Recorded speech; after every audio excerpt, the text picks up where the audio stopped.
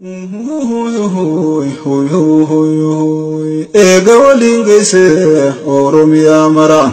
Obole yankiyat amal biya bira Jira isan sanis navlali simbira Jira isan sanis navlali shimbira Kilen saragute gehe sindarara Obsi darari demdagi navira Jabutir ragoli dubbisi khofira Yaman gahi achis fonfiya tujran Habura babachu ta'i sambira Salam tatimi navjai navshira Jiran wal garra nasri din irratti Ya Rabbi umbate birtum tenyayte Amnatetti bufi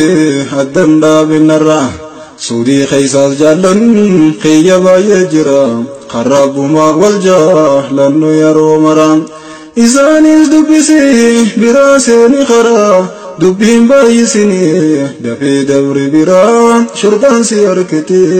akarrab nafirra Tanan shakka sirra yaroni yusiti Ya Rabbi umbate birtum tenyayte Hoy hoy hoy hoy hoy hoy Dubai Kuwait Qatar Omani Jordanis Dagina dubbisi khiyab boleyni Bayena chigaba tokko nambisinin Khandira dubarti hunduma khaysanin Salam ta daja jaina tikhanin Akadi tattiwan hawtu aduntuni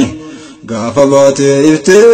wal garra martini Akkana wa nabnu nuta innini Akkana wa nabnu nuta innini Abshir abshir jain tenyuma bitini Injifanno dinin galu tenya itti Ya Rabbi umbate birtum tenya itti Biyya sanis navlali simbira Jira isan sanis navlali shimbira Kilen saragute gehe sindarara Obsi darari demdagi navira Jabutir ragoli dubbisi khofira Yaman gahi achis fonfiya tujran Habura babachu ta'i sambira Salam tatimi navjai navshira Jiran wal garra nasri din irratti Ya Rabbi umbate birtum tenyayte Amnatetti bufi addanda binarra Sudi khaysas jalan khiyaba yajra Kharabuma walja lannu yaro maran Isanis dubbisi biraseni khara Dubbin bayisini dafi dabri bira Shurban si arkiti akarrab nafirra Tanan shakka sirra yaroni yusiti Ya Rabbi umbate birtum tenyayte Hoy hoy hoy hoy hoy hoy Dubai Kuwait Qatar Omani Jordanis Dagina dubbisi khiyab boleyni Bayena chigaba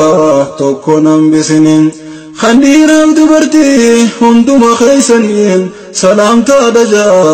jaina tikhanin Akkadi tattiwan hawtu aduntuni